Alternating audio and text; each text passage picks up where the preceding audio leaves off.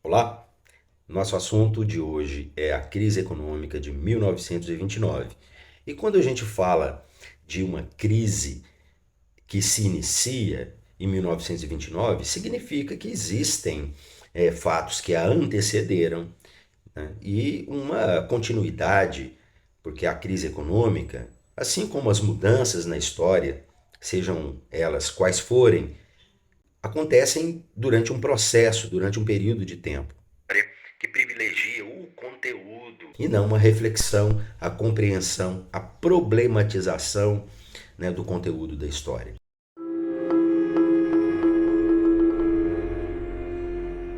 Então, quando a gente fala de um conteúdo histórico, de sujeitos históricos, nós estamos falando de projetos, de propostas que são construídos ao longo do tempo. Nós vemos a história, então, como o resultado da ação das pessoas e da ação das pessoas se relacionando entre si com diferentes projetos, diferentes visões de mundo, diferentes posicionamentos diante disso que é o objeto do acontecimento. O objeto da nossa análise histórica hoje é a economia. A economia depois da Primeira Guerra Mundial. A economia no período entre guerras, antes da Segunda Guerra Mundial, depois da Primeira Guerra Mundial. Foi aí que aconteceram alguns processos que resultaram na crise econômica e veremos também quais foram as reações a esse problema que surge de modo marcante, enfático, em 1929 e que nós podemos chamar de fato histórico. Um fato histórico que sinaliza um movimento e uma tendência entre aquilo que estava pensado para acontecer, um projeto, e aquilo que de fato aconteceu. Como em qualquer conteúdo histórico, o que é importante a gente observar é exatamente essa diversidade de posicionamentos. A sociedade é formada por diferentes grupos, por diferentes pessoas, cada um com seu ponto de vista, cada um com a sua ambição. O que nos compete é analisar e saber avaliar os sintomas, ou seja, as características, as justificativas para esses diferentes projetos, posicionamentos e desejos. Por que a gente tem que estudar a história procurando identificar os posicionamentos, os desejos daquelas pessoas que viveram no passado? Porque ainda hoje a sociedade é assim, com diferentes partidos no sentido mais, digamos, exato, apropriado do termo. Tomar um partido, tomar parte, fazer parte, parte da sociedade, parte da humanidade. Não o todo, não somos todos iguais. E aí, quando a gente sabe identificar esses projetos e desejos, na história, nós desenvolvemos a nossa capacidade de identificar esses projetos e desejos no presente. Então eu pergunto: qual é o seu? Qual é o seu projeto, o seu desejo? Com quem você se identifica? Como você toma parte no mundo em que vive, no presente? Com quem você se simpatiza? Com qual partido você se simpatiza no passado? Nós temos diversos grupos sociais que conviveram no passado, assim como temos diversos grupos sociais que convivem no presente. Qual é o seu?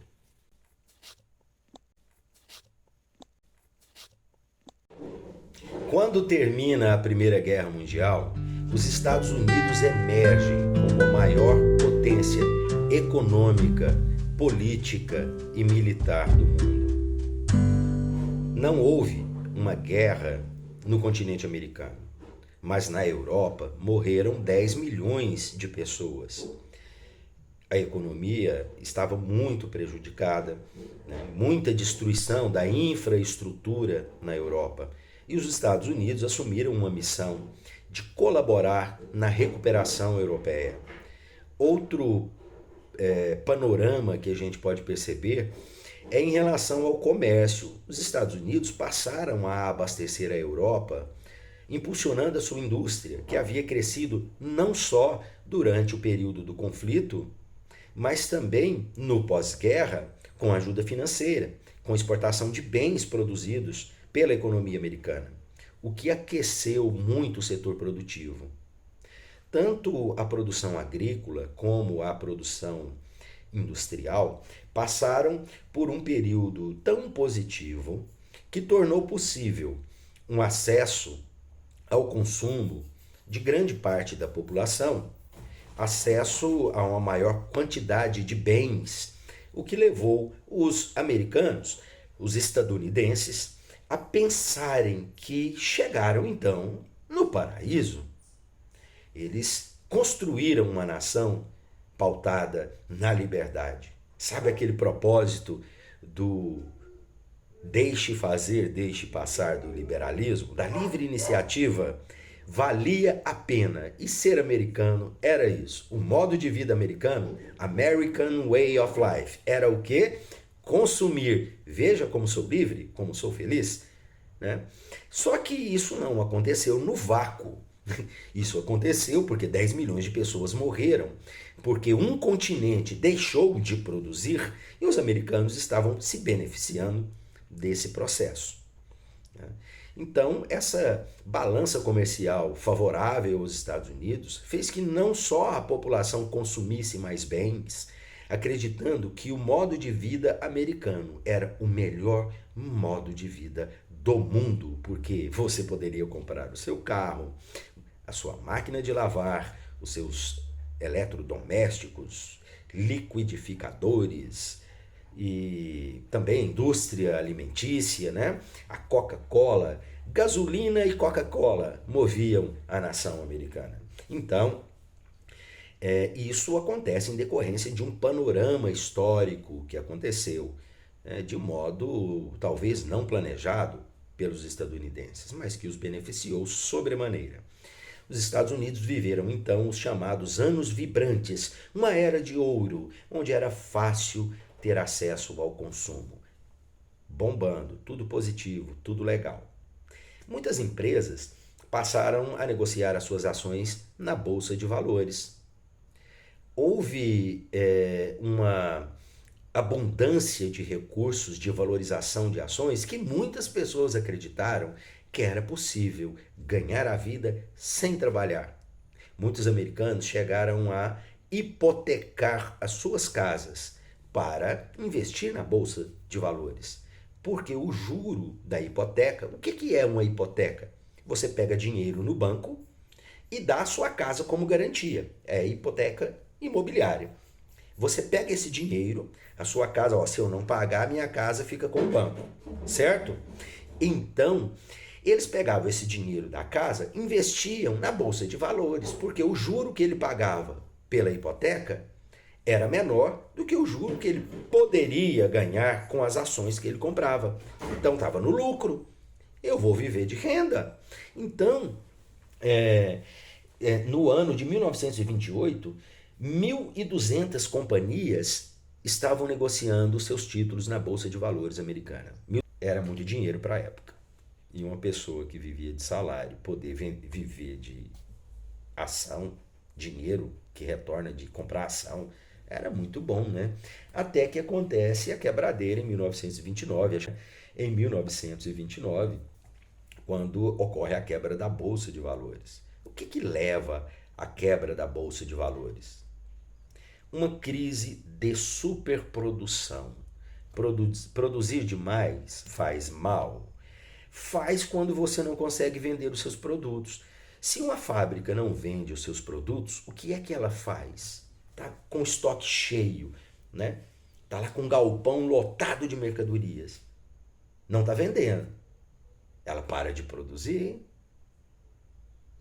E se ela para de produzir, o que ela faz? Ela reduz as suas despesas, porque se eu não estou produzindo, não estou usando, Por que eu vou continuar tendo essas despesas? Por exemplo, com salário de trabalhador, se eu não preciso produzir, né? Então eu demito os trabalhadores.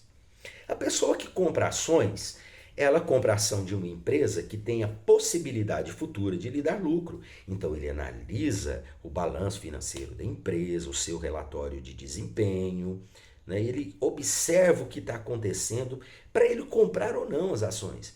E aí ele vê, rapaz, essa empresa está demitindo o trabalhador. Significa que vai produzir menos. Se ela vai produzir menos, vai me dar menos retorno. Então eu vou vender essas ações. E ao vender a ação, o que acontece com a ação? Se todo mundo que tem essas ações começa, não tá legal, vou vender. Baixa o preço, porque se todo mundo quer vender, o número de pessoas vendendo é maior do que o número de pessoas que quer comprar, as ações começam a desvalorizar. Só que isso aconteceu de um modo tão rápido que muitas ações não valiam o papel em que estavam impressas, né? Se isso aconteceu com donos de empresas muito valorizadas na bolsa, imagine o que aconteceu com aquele trabalhador assalariado que deu a casa dele de garantia para o banco, comprou ações e essas ações agora não valiam mais nada. Como que eles iam pagar a hipoteca? Ficaram sem as suas casas. E a nação americana se tornou uma nação de sem-tetos. Como o Fordismo havia produzido o acesso aos bens de consumo, Fordismo, aquele modo de produção, de racionalização da produção, racionalização racional, de modo racional, organizar melhor, logicamente, usando a razão para produzir mais. O que o Henry Ford fez foi colocar uma esteira na linha de produção. Sabe o Charlie Chaplin torcendo o parafuso? Sim. Com movimentos repetitivos, especializados, que aumenta a produção, isso gerou a produção em massa, podendo vender esses produtos mais barato, produzindo muito, vendendo por menor preço, mais pessoas compravam. E uma das coisas que o Fordismo fez com que as pessoas comprassem foram automóveis. Henry Ford, Ford, comprar carro. Se o cara perdeu a casa, o que sobrou para ele era um carro, ele foi morar com a família dentro do carro. Então é comum comboios de automóveis percorrendo os Estados Unidos em busca de emprego, de um lugar para viver. Só que como estava todo mundo procurando, chega no momento que a gasolina acaba e se formam as favelas de automóveis à beira das estradas. O sujeito puxava ali um lençol, amarrava uma ponta numa árvore e vivia. Amarrava a outra ponta na porta do carro, deixava essa porta aberta, ficava ali na sombra, não tinha para onde ir. Essa busca pela sobrevivência levou a um setor da economia que tinha que continuar funcionando, embora a agricultura, a produção dos alimentos básicos tivesse falido. Os produtores perderam também as suas terras para os bancos, porque a terra era dada como garantia do financiamento, porque as pessoas não estavam comprando mais alimentos, né?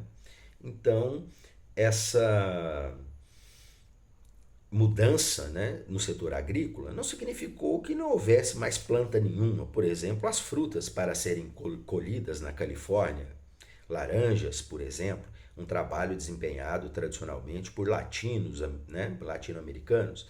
Os americanos foram tentar trabalhar lá. Tem filmes aí que mostram essa realidade, baixos salários, e as frutas precisavam ser colhidas, iam apodrecer, né? Talvez o cara tenha perdido a terra, mas a terra mudou de mão para um novo dono, e enfim. A mão de obra se tornou muito barata, muito barata. Uma família vivendo com menos de $1 por dia.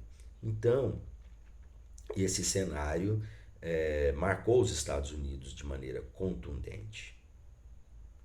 Eu preciso dizer que além da crise de superprodução, produzir muito, consumir muito, de repente não vender mais, se deve também ao fato de que a Europa, que não estava produzindo porque tinha sido arrasada pela Primeira Guerra Mundial, uma guerra que terminou em 1918, em 1928 não é mais aquela Europa de 18, ela se recupera. Então ela precisa importar menos dos Estados Unidos. Então sobra mais mercadoria nos Estados Unidos, inclusive alimentos. O processo de recuperação da Europa acaba afetando a economia americana, pois os seus vibrantes anos 20, a sua abundância foi construída em cima de um determinado contexto, né? Um contexto da desgraça alheia europeia, diga-se de passagem, e do enriquecimento também, vendendo armas durante a guerra, e vendendo bens durante a guerra, né? Produzindo pelo menos, né? Ativando a sua economia militar. Eu fico me perguntando se a economia dos Estados Unidos não é muito dependente da indústria bélica. Porque o que tornou os Estados Unidos uma potência mundial, inclusive econômica, uma potência econômica e militar, a maior do mundo, foi a guerra, né? Se não fosse a guerra, não tinha indústria bélica, não tinha essa ativação da economia. E talvez por isso existam tantas guerras no mundo. Talvez por isso a indústria bélica seja uma das maiores lobistas, financiando, fazendo lobby, gastando dinheiro em muita propaganda, produção de armas, influenciando políticas de Estado, porque é um setor que precisa de guerra para lucrar, não é verdade? Pense sobre isso. Então, nós temos a recuperação europeia, a queda da economia americana, e isso deixou marcas na nação. Diante desse cenário de tamanha pobreza, o presidente Hoover, que seguia princípios liberais, não tomou nenhuma atitude para criar políticas que atendessem à necessidade da população, que estava sem teto e sem trabalho e sem comida. A situação era tão grave que algumas famílias doaram os seus filhos para quem pudesse alimentá-los. Isso é mostrado de modo nas entrelinhas, né? No filme Seabiscuit. O filme Seabiscuit conta a história de um cavalo que foi um grande campeão nos hipódromos dos Estados Unidos na década de 30, quando todo mundo estava pobre e arrasado. Muitas pessoas que tinham dinheiro eram criadores de cavalo, um luxo permitido a uma pequena minoria. Havia essa minoria que não ficou tão quebrada, né?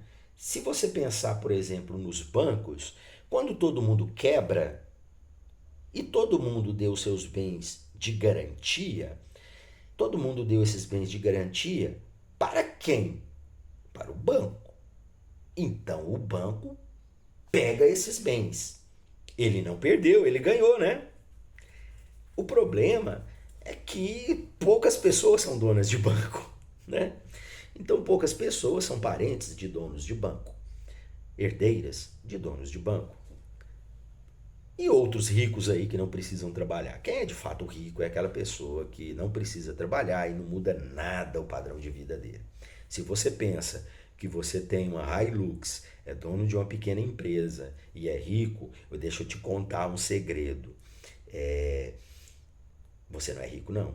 Rico é aquele que para de trabalhar e não acontece nada no patrimônio dele, na vida, na qualidade de vida, né? É claro que você, aluno do ensino médio, eu acredito que não seja ainda, por enquanto, um dono de uma empresa ou dono de um banco, mas se você se esforçar muito, se você for competente, entrar no mercado e concorrer, se esforçar muito, quem sabe você terá seu próprio banco. Não é verdade? Empreenda. Trabalhe enquanto eles dormem. Então, o que é que aconteceu? O presidente Hoover não quis criar política pública nenhuma, porque ele acreditava na livre concorrência e na livre iniciativa e que os melhores venceriam. Acontece que esse tal dos melhores aí também era uma minoria que se beneficiou da desgraça alheia, aqueles que perderam seu patrimônio e enriqueceram uma minoria. Quem tinha dinheiro apostava, ia passear, se divertir, um lazer, apostando em corrida de cavalo, enquanto todo mundo passava fome. E os americanos resolveram fazer um filme que retrata esse momento histórico de um lindo garanhão que foi campeão de vários prêmios nessa época. Então a gente escolhe o que é relevante na história. E contar a história desse cavalo. Se você chegar a ver esse filme aí, é Seabiscuit. Acontece que a criança lá, o menino que cuidava do cavalo, era um menino que os pais deram para o treinador do cavalo, para a dona do cavalo.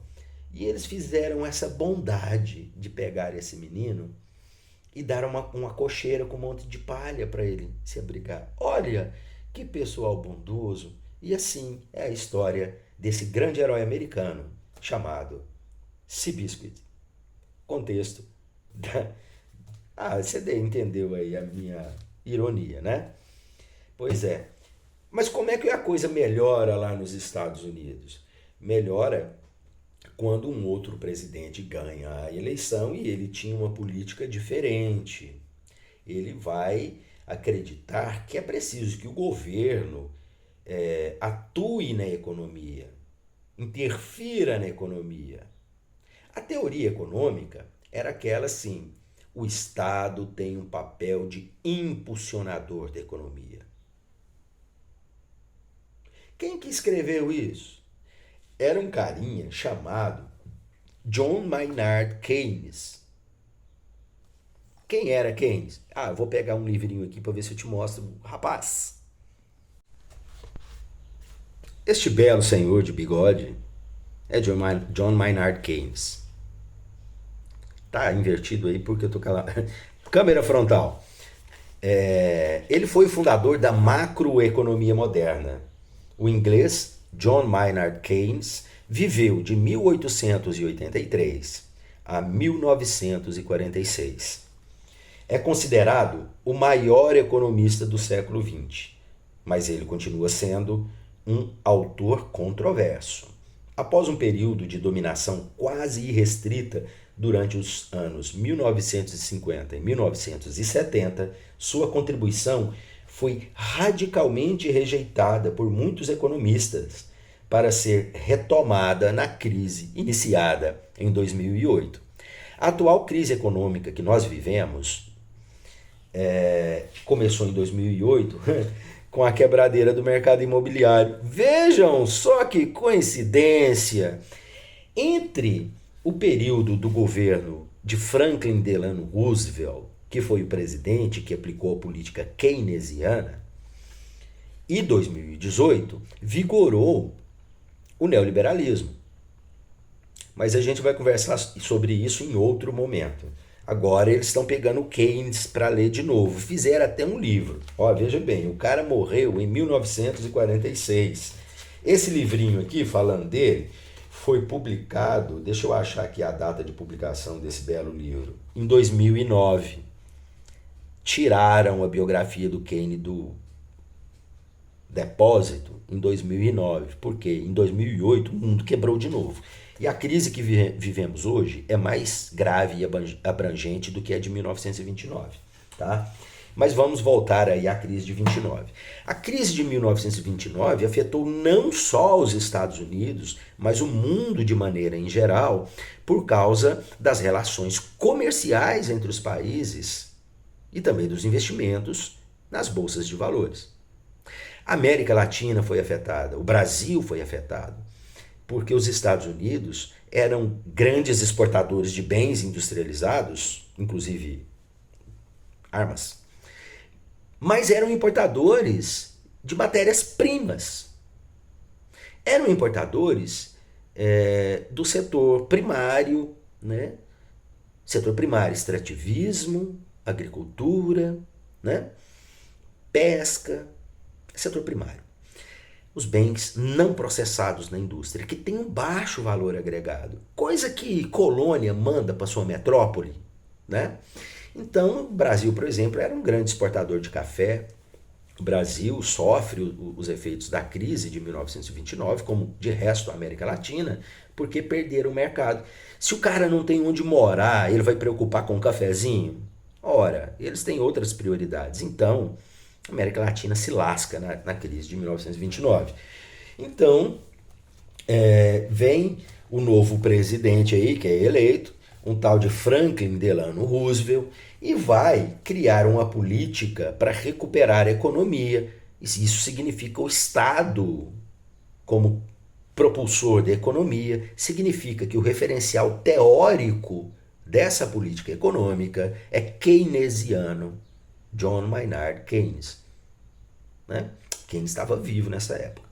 E aí o Franklin Delano Roosevelt propõe um novo pacto, um novo acordo, um pacto social, diferentes partes da sociedade desempenhando ali os seus papéis para ver se a coisa melhora.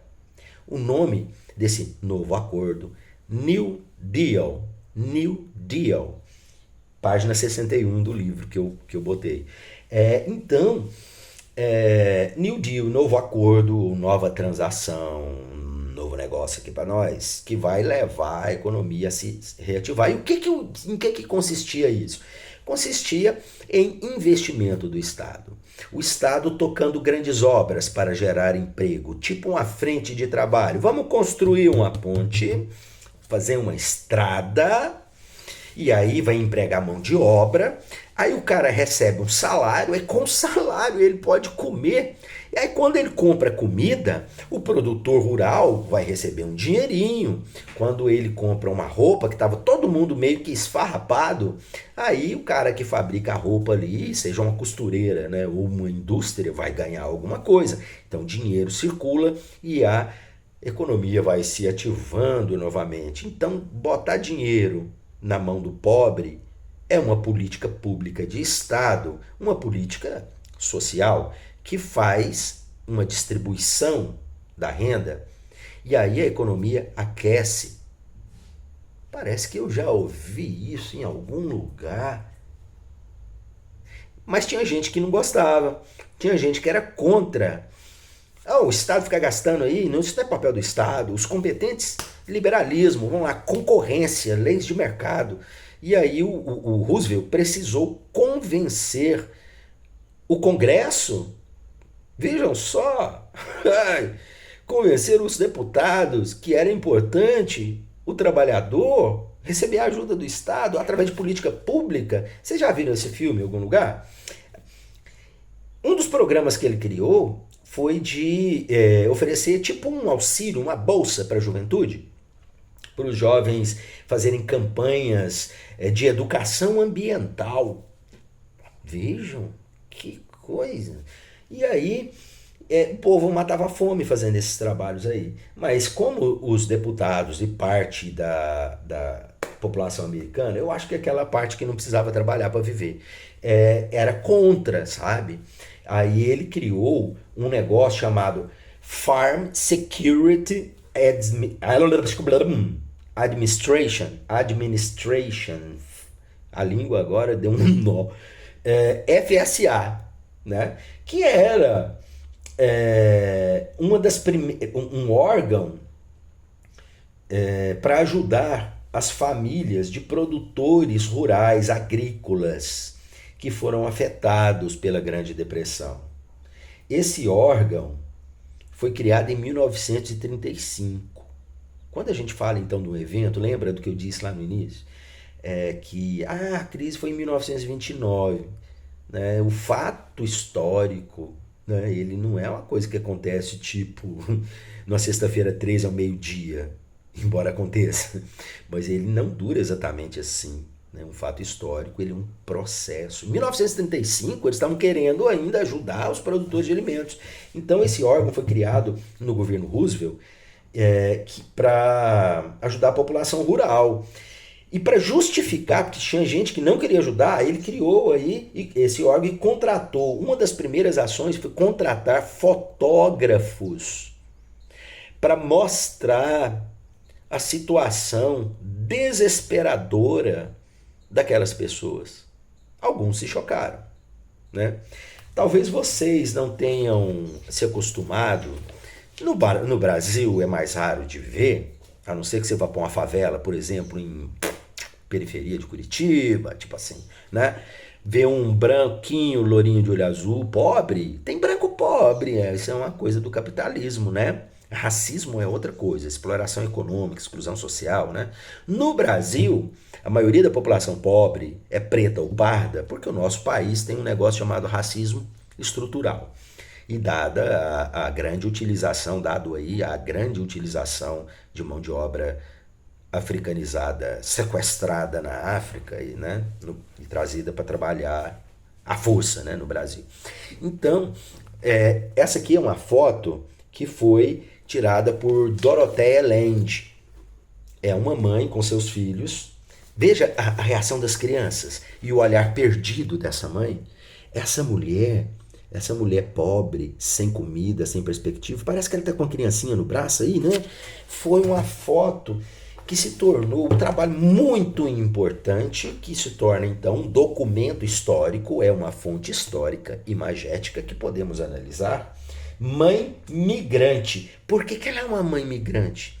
Porque nos Estados Unidos as pessoas saíram andando em busca de trabalho e iam até onde desce a gasolina.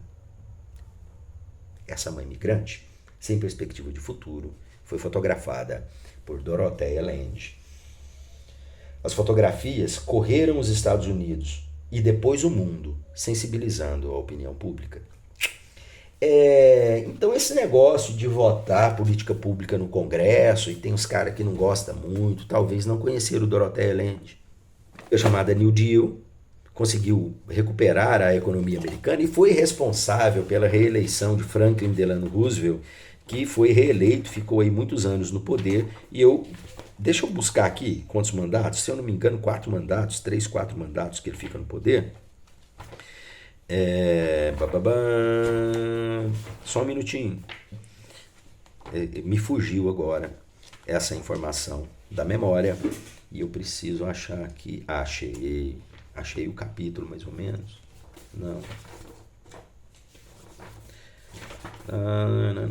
Tá.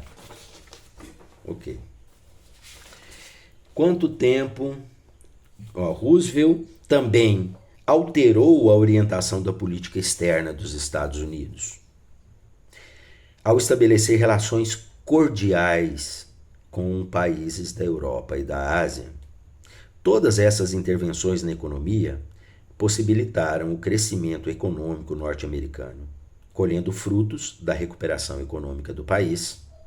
Roosevelt foi reeleito presidente dos Estados Unidos 3 vezes seguidas, em 1936, em 1940 e 1944. E você? Como você pensa o papel do Estado na economia? O Estado deve intervir na economia? Ou você acha que esse senhor aqui ainda pode ser um paradigma para as políticas econômicas? Obrigado pela atenção. Vamos continuar o debate. Deixe o seu comentário aqui que a gente vai discutir. Obrigado.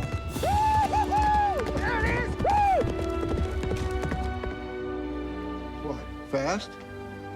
Force has a lot of heart. I'll lay even money that this nag Sea Biscuit couldn't even finish 6 furlongs. I told you, look out for Rosemont. It's not my fault. Thought he was flying up your tail. Yeah, well, I can't What? see out there. He lied to us. What do you mean? He's blind in one eye. Either pack up and you go home or you keep fighting. Kind of small, isn't he? Gonna look a lot smaller in a second, Georgie.